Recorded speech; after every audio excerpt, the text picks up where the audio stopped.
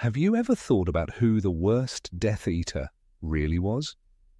What if it wasn't the most sadistic or ruthless, but the most spineless? In today's video, you'll find out why Lucius Malfoy might be the most disgraceful servant of Voldemort. At first glance, Lucius Malfoy is the perfect aristocrat. Polished manners, expensive robes, an air of superiority. He's powerful, wealthy, and undeniably skilled in magic. Yet behind this flawless exterior lurks a man driven by fear, cowardice, and selfish ambition. Unlike Bellatrix Lestrange, who embraced Voldemort's ideology with fanatical devotion, Lucius never had the courage to fully commit. He talked big, played the part, but when real danger loomed, he scrambled to save himself. Time and time again, he proved that his true allegiance was not to the Dark Lord, but to his own survival. How did he become this way? What happened to him after Voldemort's downfall? Let's take a closer look at Lucius Malfoy's path from privilege to disgrace. Born into one of the wealthiest pureblood families, Lucius grew up believing in his own superiority. His father, Abraxas Malfoy, was rumoured to have been involved in political conspiracies, setting the stage for Lucius's obsession with power. At Hogwarts, he was an excellent student, a model Slytherin, and even became a prefect. But despite the popular assumption, he was never particularly close to Severus Snape. Snape was 6 years younger, and Lucius had little reason to associate with him. After school, Lucius eagerly joined Voldemort's ranks, drawn to the Dark Lord's power. He believed aligning himself with the strongest wizard of the age would secure his place in the magical world. Unlike other Death Eaters who openly revelled in cruelty, Lucius operated in the shadows. He used his wealth and influence to manipulate people rather than fight on the battlefield. Yet when Voldemort fell, Lucius didn't hesitate to switch sides. He claimed he had been under the Imperious curse, avoiding Azkaban and continuing his life of luxury. He married Narcissa Black, fathered Draco, and focused on expanding his political influence, bribing ministry officials rather than engaging in open warfare. This is where Lucius became even more despicable than the Death Eaters who at least remained loyal. Bellatrix never wavered. Fenrir Greyback never hid his savagery. But Lucius? He played both sides, never willing to get his hands dirty unless he was sure he could escape the consequences. His obsession with power led him to meddle in Hogwarts affairs, targeting Dumbledore and pushing his own agenda. He secretly slipped Tom Riddle's diary to Ginny Weasley, setting off a chain of events that endangered the entire school. His plan failed, and when he was caught, he was disgracefully removed from Hogwarts' Board of Governors. When Voldemort returned, Lucius found himself trapped.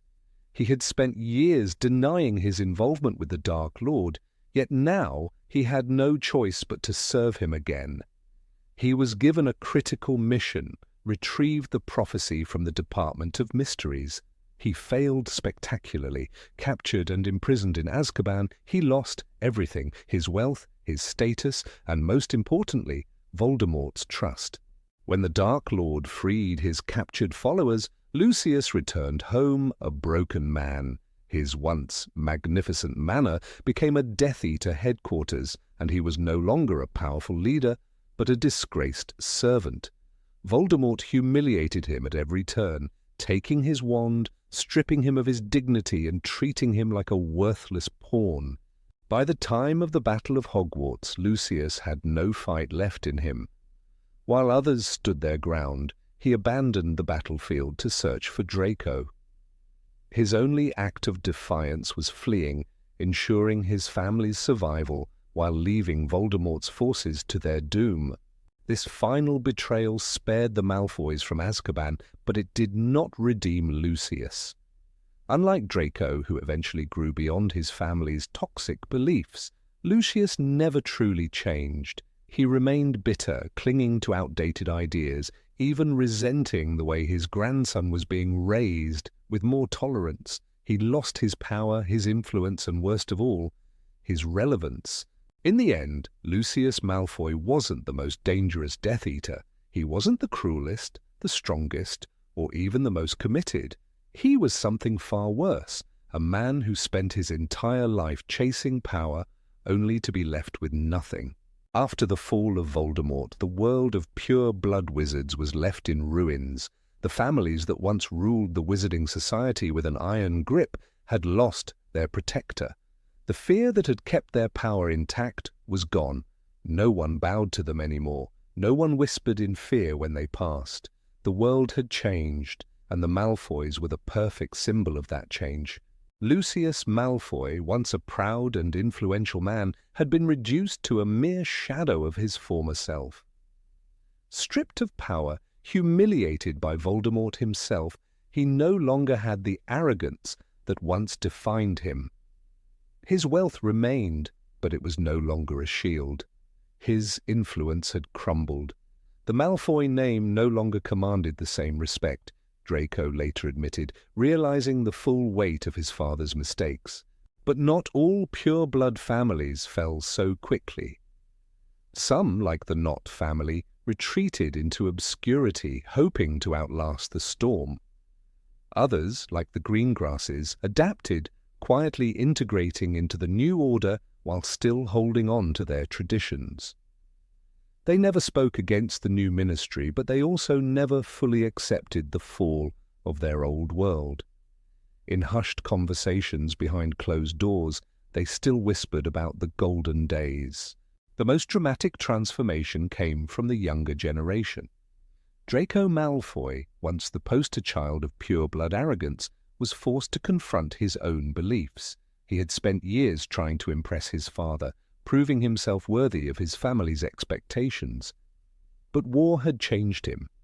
Seeing Voldemort take over his home, witnessing his mother risk everything for Harry Potter, Draco could no longer pretend that blood purity meant anything.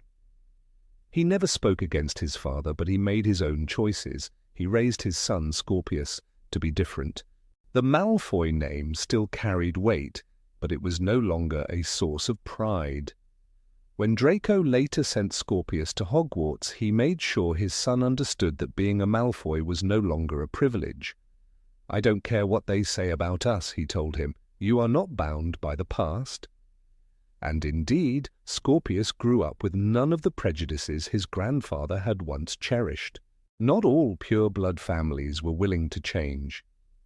The remnants of the Carrow and Yaxley families refused to abandon their beliefs. They lived in quiet bitterness, convinced that the new world was temporary. Some of them gathered in secrecy, hoping for a future where blood purity would matter again. But they were relics of a lost time, clinging to a past that would never return.